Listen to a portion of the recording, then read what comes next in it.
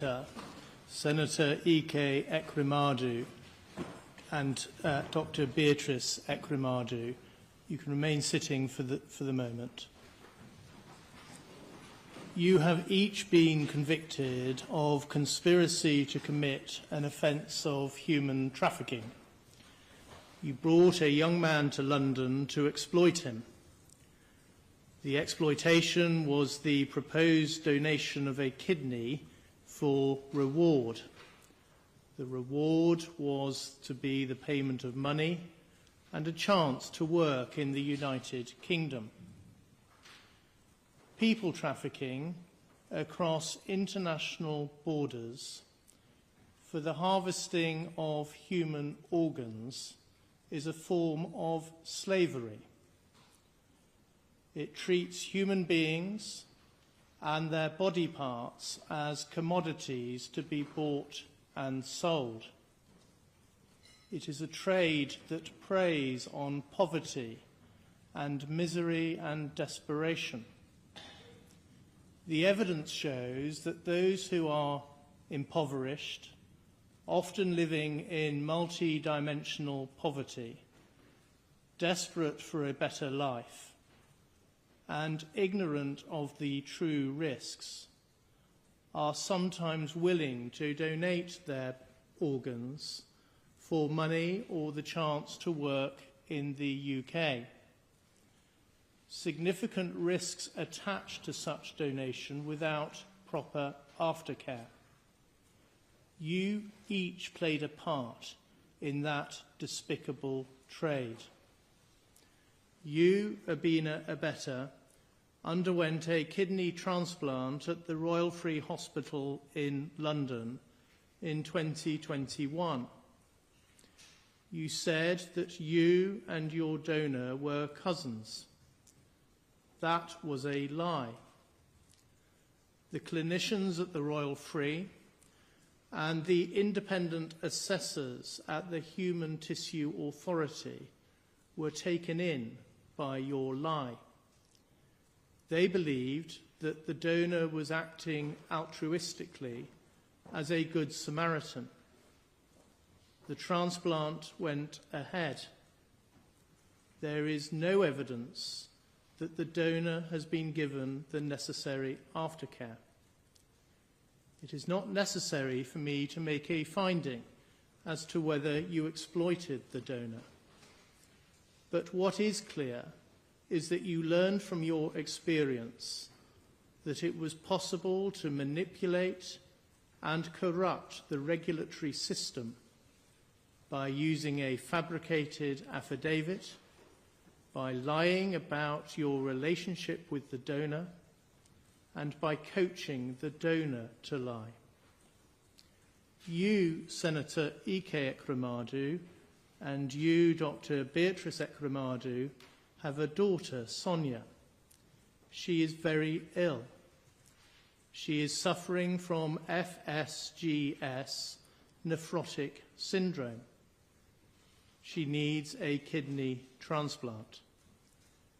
Everybody has enormous sympathy for her and for the impact on each of you seeing your daughter's suffering.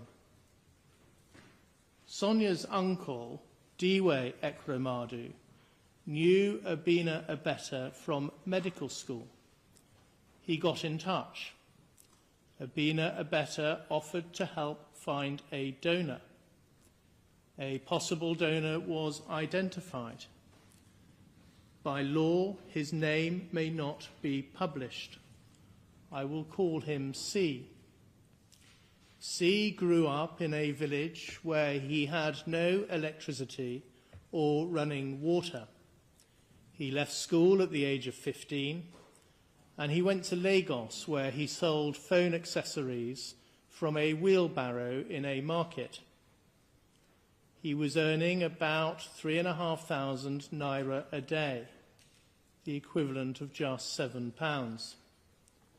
Tests in Nigeria showed that his blood group was the same as Sonia. He agreed to come to the UK. I am sure that he did not at any point agree to donate a kidney to Sonia altruistically. There was no reason why he should do so. He was not related to your family. He did not know Sonia or any other member of your family. Nothing was put in place to secure his future healthcare needs if he donated a kidney. The wealth and power inequality and disparity between you and C could not be more marked. You, Ekweremadu, are a senator in Nigeria's National Assembly. You have held high political office. You had many staff, including domestic staff, maids, chefs, and drivers. You own multiple properties around the globe. There is evidence of as many as 40. More than £400,000 went into your bank account over a 6-month period. By contrast, C was unable to afford a £25 fare to travel from Lagos to Abuja. You each conspired together to bring C to the UK in order to exploit him. You all knew that was unlawful. You, Ekweremadu, had been part of the legislature that had introduced the law that made that conduct a criminal offence in Nigeria. You, Abina Abeta, secured the visa.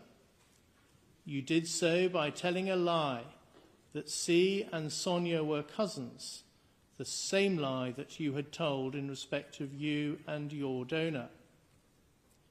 You also secured a fabricated affidavit testifying to their relationship as cousins, just as you had done for your transplant. You asked the Ekweremadu family to pay C a fee of 3.5 million naira. The jury rejected your account that the fee was for his loss of earnings. The fee was paid by you, Ekweremadu.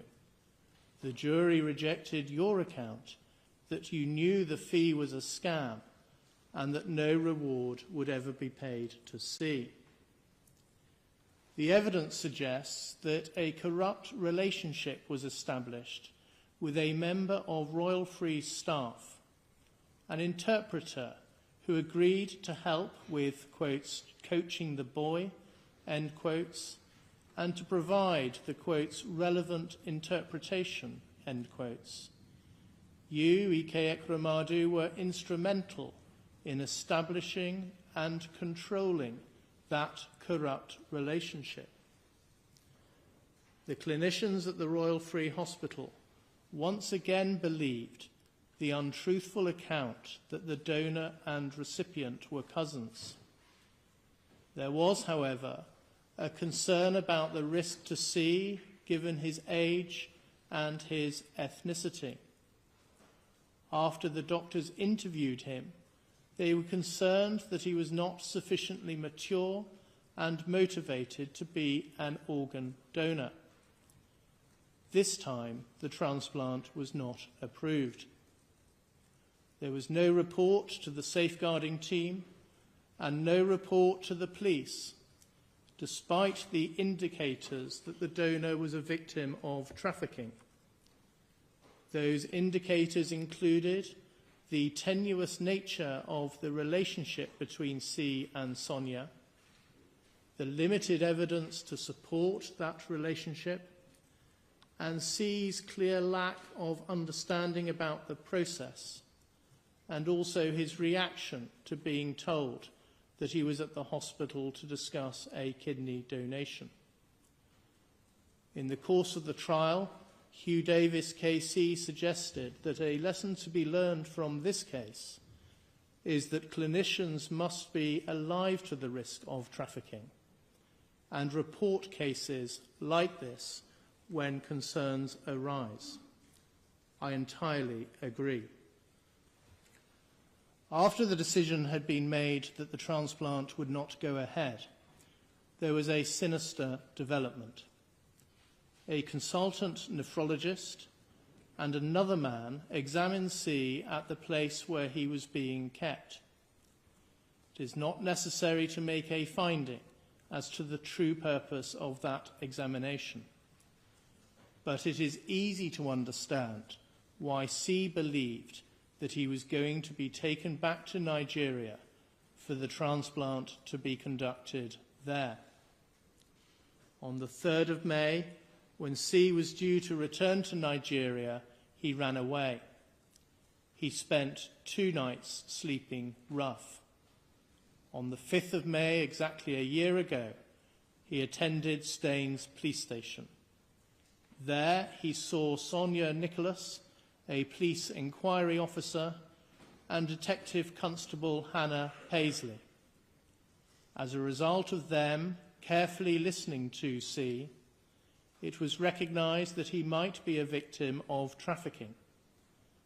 Arrangements were made to secure his protection and his well-being.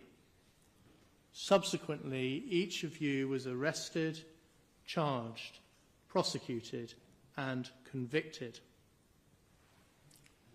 C suffered a loss of his personal autonomy because you kept his passport and exercised control over his movements and his basic human needs.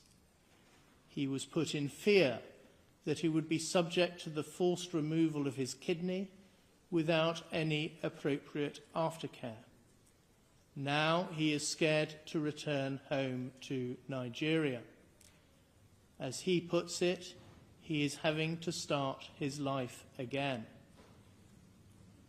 I considered that a substantial compensation order might well be appropriate for the loss and damage he has been caused by your conduct.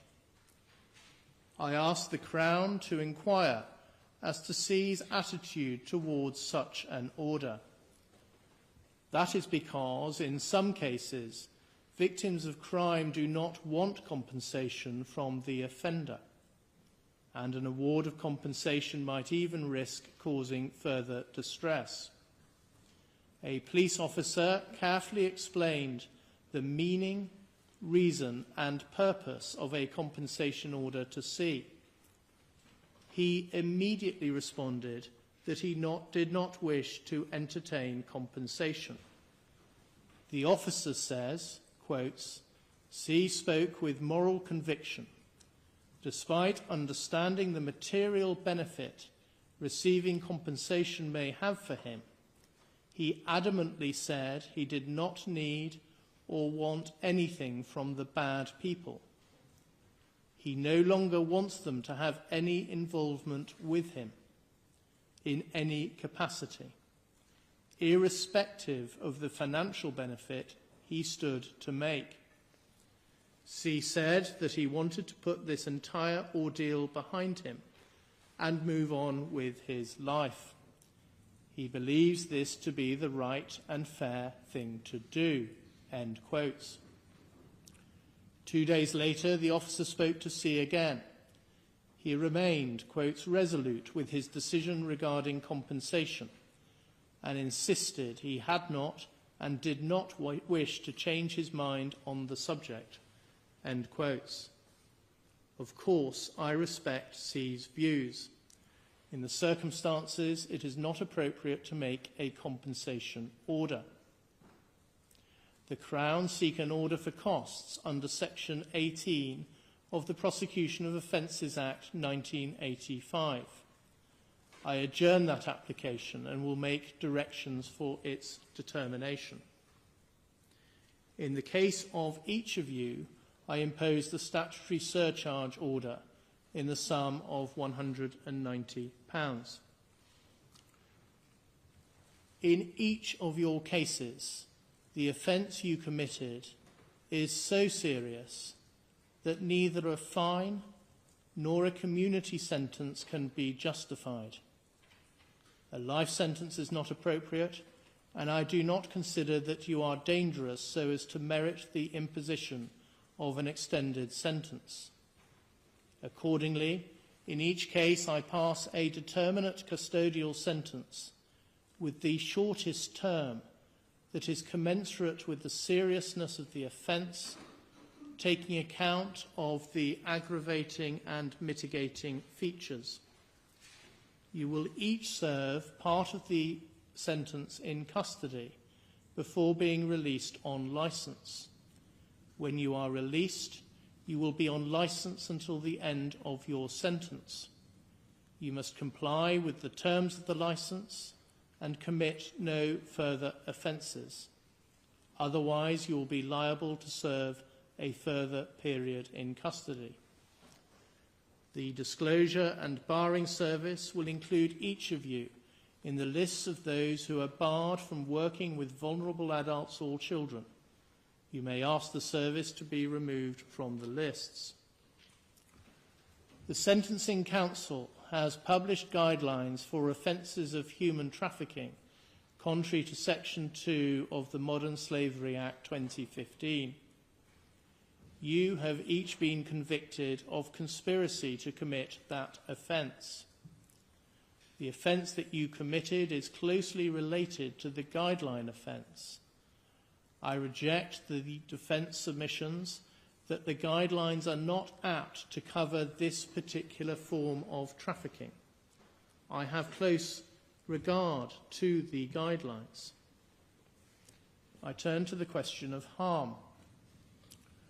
The transplant did not go ahead, but you each intended that it should go ahead, and you each intended the harm to the donor that would result, and which was eminently foreseeable. The donor would have faced invasive surgery with a small but still possible risk of death. He would have faced spending the rest of his life with only one kidney and without any funding for the required aftercare. He would have faced an increased risk of early onset raised blood pressure and of developing chronic kidney disease later in life, as well as a lifetime risk of needing dialysis himself or even a kidney transplant. He was at an increased risk because of his young age and his ethnicity.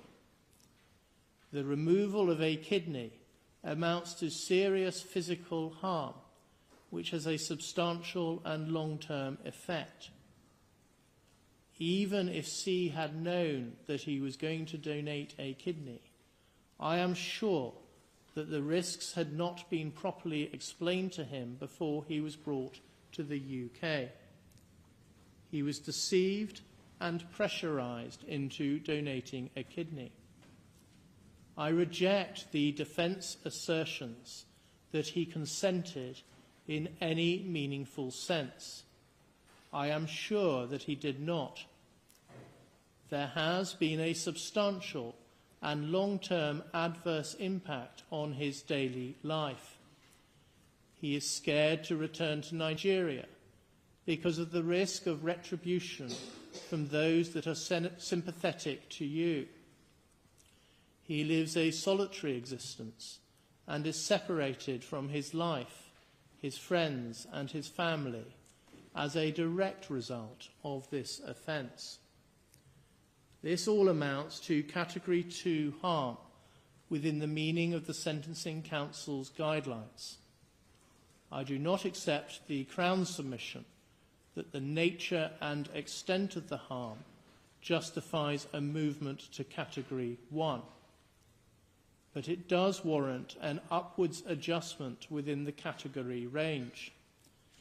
The fact that the transplant was not carried out merits a downwards adjustment, but the level of that adjustment is limited because, firstly, the gravamen of the offence is the agreement that you reached to exploit the donor.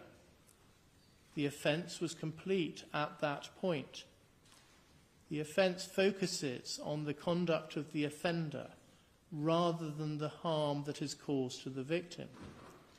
Secondly, you did not withdraw from the conspiracy. the only reason that the transplant did not take place was because the hospital refused to carry it out. In each case, your reaction was to seek to exploit others. And thirdly, quite apart from the harm that would have resulted from a transplant, C has suffered substantial actual harm of the nature that I have identified. I turn to culpability. You, Abina Abeta, fall within the high culpability bracket. You played a leading role in the offending. You identified the donor and controlled him throughout the process. You did so in the expectation of substantial financial reward. I reject your assertion that there is no evidence of substantial financial advantage. Your bank statements show otherwise and demonstrate that you were reliant on the funds you secured from the Ekweremadu family to keep your head above water. You applied a high degree of planning and premeditation. For example, you arranged the visa, you secured a fabricated affidavit, and you organized a scheme to seek to deceive the clinicians and ultimately the Human Tissue Authority. You were thoroughly dishonest throughout. You kept a substantial sum of money that was paid by Ekweremadu and was intended for the donor. You, Ekweremadu, also fall within the high culpability bracket.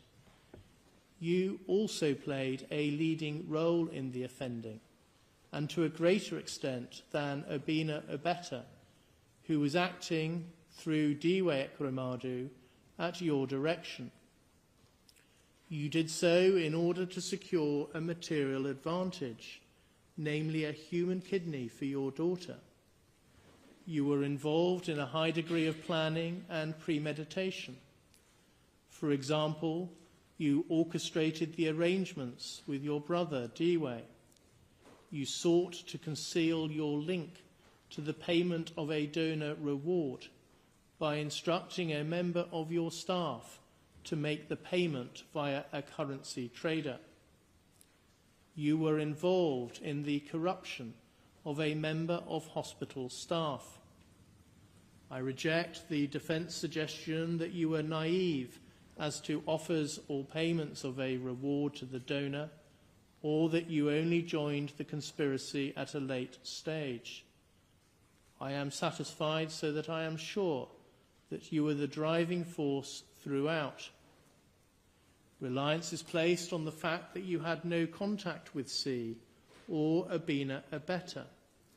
That is true, but it is an indicator of the leading role you played, directing the overall operation, but keeping your distance by getting others to do your bidding. I accept that you were not directly involved in the fabrication of an affidavit and that you told Sonia not to sign it.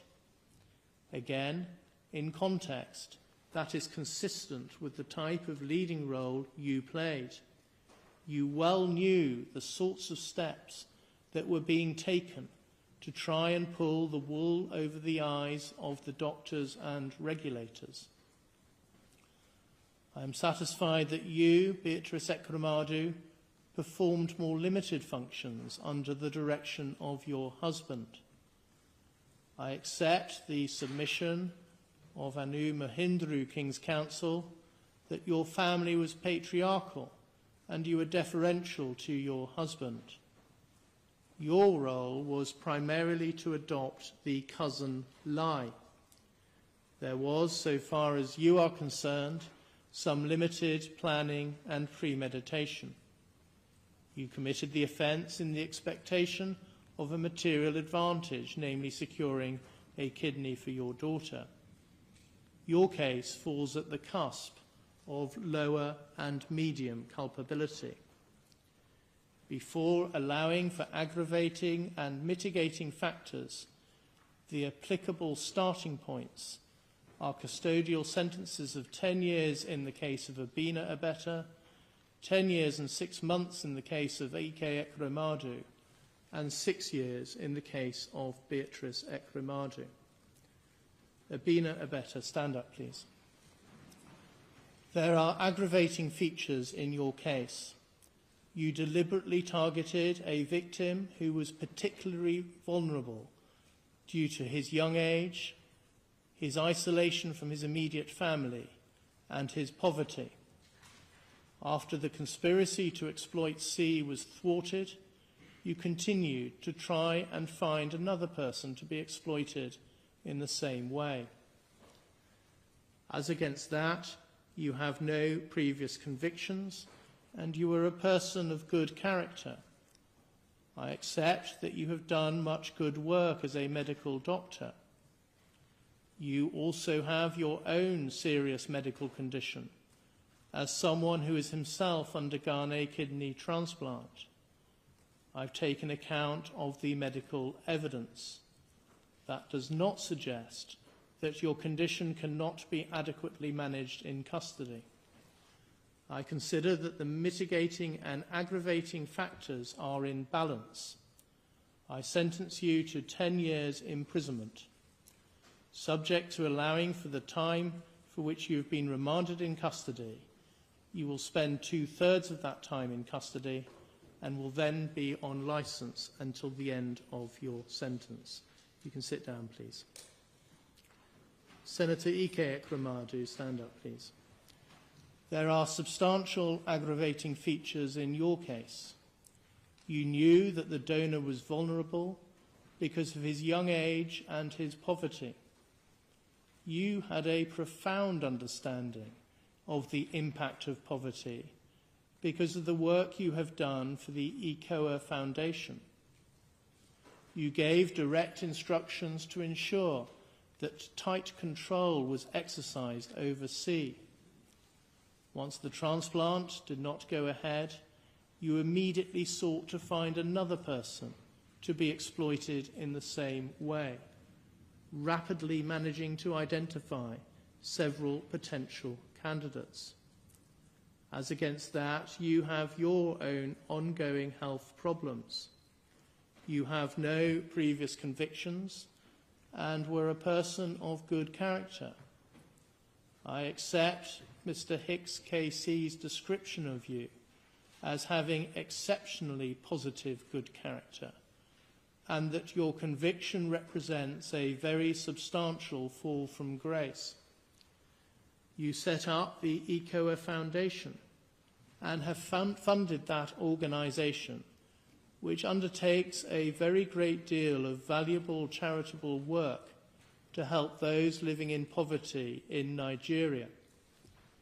At trial, there was a great deal of character witness testimony, including from Archbishop Emmanuel Chukwuma, the Archbishop for the Diocese of Enugu. I have been provided with a bundle of 51 pages of character statements for the purpose of sentencing. I have read all of them. They include statements from a former president of Nigeria, the current president of the Senate, the Bishop of Enugu, the Attorney General and the Chief Law Officer of Nigeria, and the Speaker of the House of Representatives. That evidence speaks to your role in helping to establish and maintain democracy in Nigeria, and also as an international peacemaker. The evidence also includes moving pleas advanced by some of those who have benefited from your generosity and good works, and also a moving statement from your daughter, Sonia. I take all of that into account. It amounts to substantial mitigation. You were motivated by the despair of your daughter's very serious illness. The weight to be attached to that factor is limited by reason of the fact that, as you recognized in your evidence, you could have sought a genuinely altruistic donation, including from a family member, albeit not Sonia's immediate siblings. After taking account of the aggravating and mitigating factors in your case, I impose a sentence of 9 years and 8 months imprisonment, subject to allowing for the time which you have spent remanded in custody. You will serve 2/3 of the sentence in custody and will be on licence thereafter for the rest of the sentence. You can sit down. Dr. Beatrice Ekweremadu, would you stand up, please? In your case, I adopt a starting point of 6 years custody. I do not consider that the aggravating factors that are present in the case of your co-defendants apply to you. You were not directly involved in the identification of the donor, and the evidence does not show that you were directly involved in the attempts to identify a further donor after the transplant did not go ahead. I take account of all the mitigating features that Mr. Mahindru KC has identified and the content of the thorough and helpful pre-sentence report prepared by Jessica Stephen of the Probation Service. You are a person of good character. You helped set up the ECOA Foundation with your husband, and you have been closely involved with its important charitable work. Much of the character evidence I have read applies also to you. You were also motivated by the desperate plight of your daughter and by maternal love. Further, in your case, I accept that although Sonia is an adult, you have substantial caring responsibilities towards her. Your incarceration will have a significant impact on her, in that she will no longer be able to rely on your presence as a source of care and support. Having regard to those factors, I impose a sentence of 4 years and 6 months imprisonment.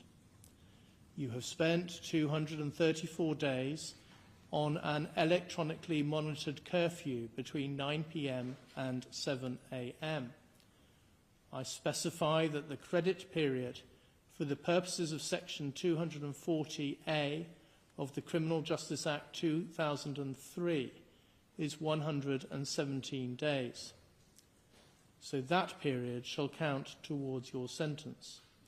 Subject to that, and subject to allowing for the time you have spent remanded in custody, you will serve 1/2 of your sentence in custody.